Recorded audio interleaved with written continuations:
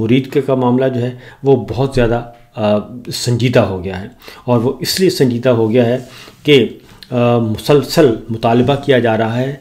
पहले उलमाए कराम की तरफ से मुतालबा किया गया, मुफ्ती मुनीब साहब और दीगर उलमा ने मुतालबा किया कि कम अज़ कम लाशें वापस कर दें, और लाशें वापस की जाएं, और उन लाशों को वापस करके ताकि लवाहिकीन जो हैं वो कम से कम उनकी तदफीन कर सकें।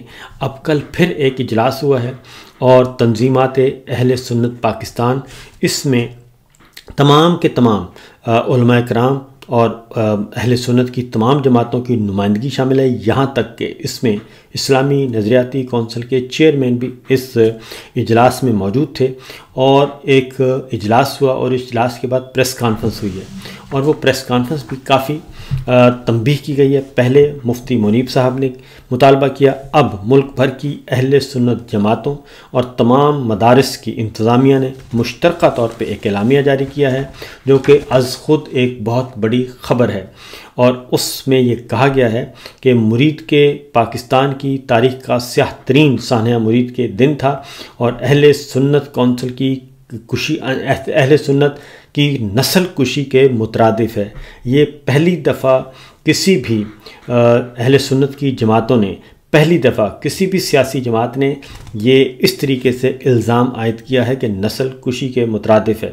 तो जो फुटेजेस आ रही हैं, वीडियोज़ आ रही हैं, वो और भी खौफनाक और ख़तरनाक हो गई हैं, क्योंकि जो 9 मई को ट्रेंड देखा गया, जो 26 नवंबर को देखा गया, जो आज़ाद कश्मीर में देखा गया, वही मुरीद के में देखा गया, और गाड़ियों को जलाया गया, गाड़ियों को जो वर्दी में मलबूस लोग हैं वो गाड़ियों को तोड़ रहे हैं, शीशों को तोड़ रहे हैं, और इस तरह की भयानक किस्म की तस्वीर जो हैं वो वीडियोस देखी गई, जो कि अज़ ख़ुद एक बहुत जिससे नफ़रत भी फैल रही है, और हालात कशीदा और भी हो गए, क्योंकि बहुत सारे लोगों ने वहाँ पे फुटेजेस बनाई थी, अब वो मंजर आम पे आ रही हैं। इसीलिए मुख्तलिफ़ तरीक़ों से उसको दबाने की कोशिश की जा रही है। यहाँ तक कि अडयाला जेल के बाहर कल परसों एक करारदाद पास की गई, अवामी करारदाद पास की गई, और उस करारदाद पास करने पे भी सिमाबिया ताहिर और दीगर लोगों के ख़िलाफ़ ख़तरनाक दफ़ात लगाकर मुकदमात दर्ज कर लिए गए हैं।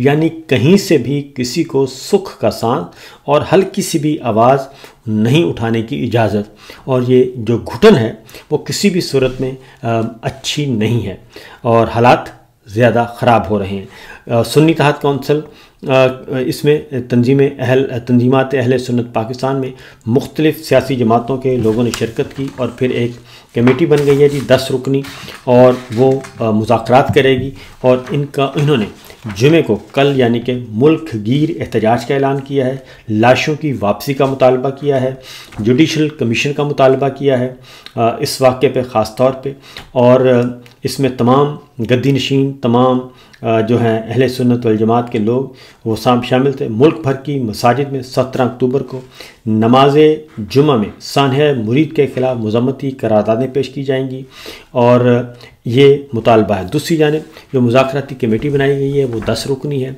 उसमें डॉक्टर अबुल खैर आज़ाद हैं, डॉक्टर राग़िब हुसैन नईमी हैं, साहिबजादा हामिद रज़ा हैं, पीर अब्दुल खालिक हैं, इंजीनियर सरवत एजाज़ क़ादरी हैं, हाफिज़ हामिद रज़ा हैं, ख्वाजा कुतुबुद्दीन हैं, पीर खालिद सुल्तान है, पीर निज़ामुद्दीन सयालवी हैं, और पीरज़ादा मोहम्मद अमीन क़ादरी मानकी शरीफ हैं।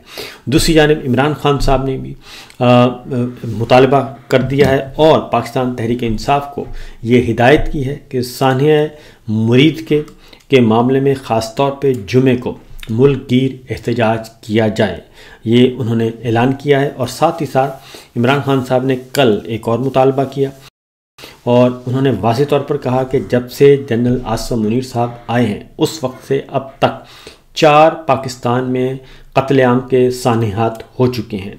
9 मई का हुआ, 26 नवंबर का हुआ, फिर आज़ाद कश्मीर में हुआ, और अब मुरीद के में हुआ। इसलिए इन तमाम वाक़यात की जुडिशल इंक्वायरी, जुडिशल तहक़ीक़ात इंडिपेंडेंट आज़ादाना ज़रूरी हैं, और अगर ये ना करवाई गई तो मामलात और भी ख़तरनाक और खौफनाक हो सकते हैं। इमरान खान साहब ने, क्योंकि कल जो नोटम जारी किया गया है उसके बाद हालात जो हैं वो काफ़ी संजीदा नज़र आ रहे हैं, और फिर अगर आप चले जाएँ हमारी जो पॉलिटिकल लीडरशिप है वो क्या कर रही है। वो पॉलिटिकल लीडरशिप तो शहबाज शरीफ साहब को आपने देख लिया कि पूरे मुल्क में नहीं बल्कि पूरी दुनिया में जग हंसाई हो रही है। जैसे वो एक अर्दली की तरह, एक सबॉर्डिनेट की तरह सैल्यूट मारते फिर रहे हैं जनाब सदर ट्रंप को, और वो भी इनका मजाक उड़ा रहे हैं। तमाम आलमी रहनुमाओं के सामने पाकिस्तानी कौम का, पाकिस्तान का मजाक उड़ाया जा रहा है। कल आर्मी चीफ मुतहर्रिक नज़र आए, उन्होंने मुलाकात की।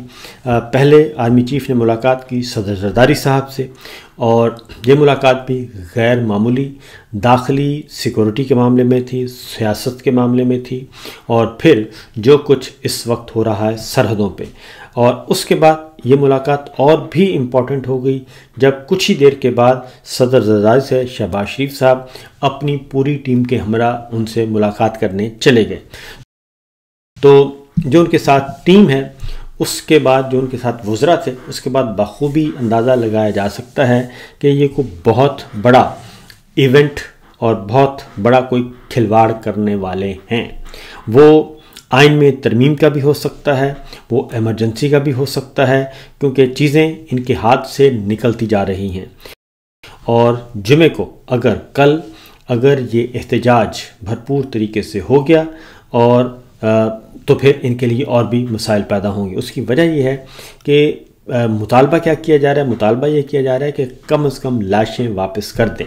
और इमरान खान साहब ने कल वाज़ेह तौर पर कहा, और उन्होंने मुख्तलिफ़ टीवी चैनल्स की रिपोर्ट का और मुख्तलिफ़ फुटेज का हवाला देते हुए और ऐनी शाहिदीन का हवाला देते हुए वाज़ेह तौर पर कहा कि अब ये इल्ज़ाम आयद किया जा रहा है कि मुरीद के में जो सरकारी अदाद शुमार हैं वो दुरुस्त नहीं, बल्कि ऐनी शाहिदीन और ख़ास तौर पे समा टीवी पे चलने वाली रिपोर्ट वो 400 लोगों के बारे में कह रही है। तो जब ये चीज़ें आ रही हैं तो फिर इसीलिए मुकदमात भी दर्ज किए जा रहे हैं। वही स्टाइल है, 26 नवंबर के बाद भी यही किया गया, और अब साद रिजवी साहब और उनके भाई पे मुकदमा दर्ज है, बाकी सारी लीडरशिप पे मुकदमा दर्ज कर दिया गया।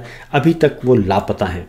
और अगली बात है वो है कि पंजाब में ही ये सब कुछ क्यों हो रहा है, और हर जगह पंजाब पुलिस ही क्यों इन्वॉल्व होती है, और ख़ास तौर पे जो क्राइम कंट्रोल डिपार्टमेंट बनाया है नया, उसके ज़ेर साया जो मावराए अदालत मुबैना तौर पर जो पुलिस मुकाबले हो रहे हैं और उसमें मारे जा रहे हैं लोग, खा उनका कितना ही बड़ा क्रिमिनल रिकॉर्ड क्यों ना हो, लेकिन आइन और कानून और इंसानी हकूक़ ये कहते हैं कि उसको अदालत के सामने पेश किया जाए और अदालत में उसके ख़िलाफ़ जुर्म साबित करके उसको अदालत सज़ा सुनाए, ना कि ये कि उसको पुलिस मुकाबलों में मुबैना तौर पर किसी को भी उठा के पुलिस मुकाबले में पार कर दिया जाए। और ख़ास तौर पे वो जो तीफ़ी भट्ट वाला मामला है वो भी फैलता जा रहा है, और उन्होंने भी इस सिलसिले में आवाज़ उठाई हुई है। तो बहरहाल ये जो चीज़ें हैं जी, ये कोई अच्छी अलामात नहीं है पाकिस्तान के लिए और पाकिस्तान की सलामती के लिए। बहरहाल अगली खबर जो है वो और भी इम्पॉर्टेंट है।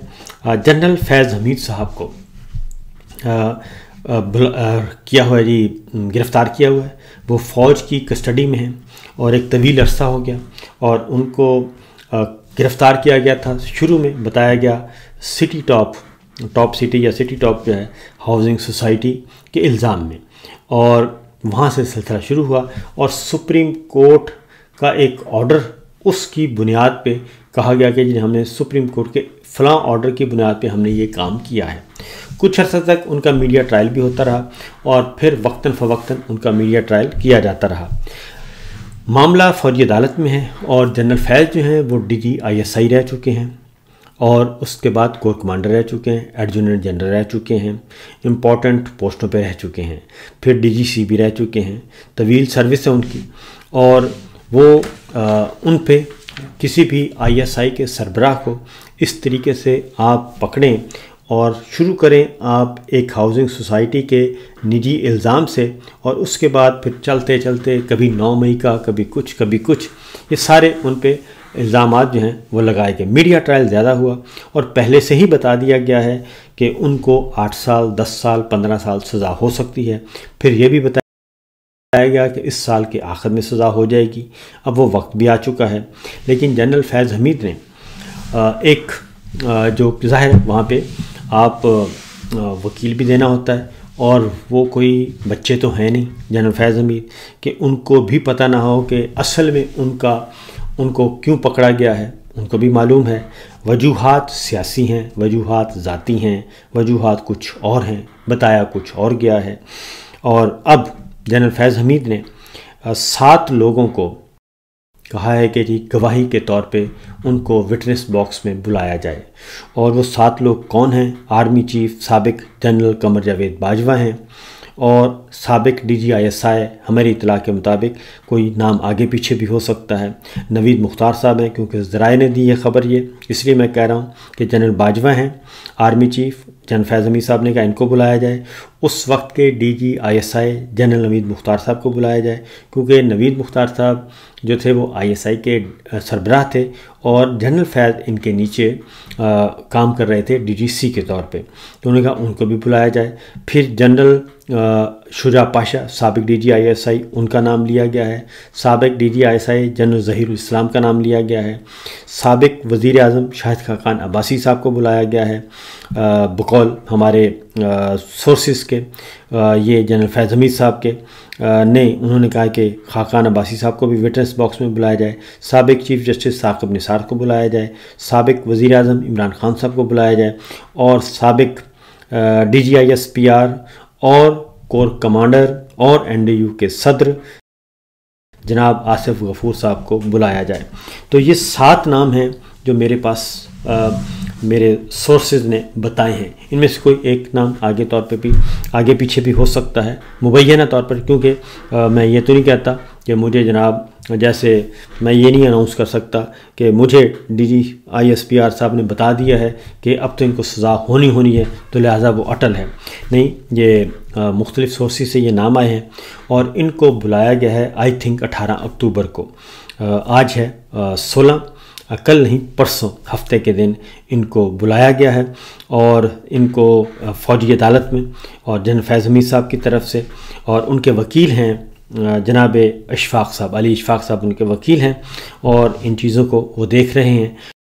तो अब देखना है कि इनमें से कौन कौन आता है।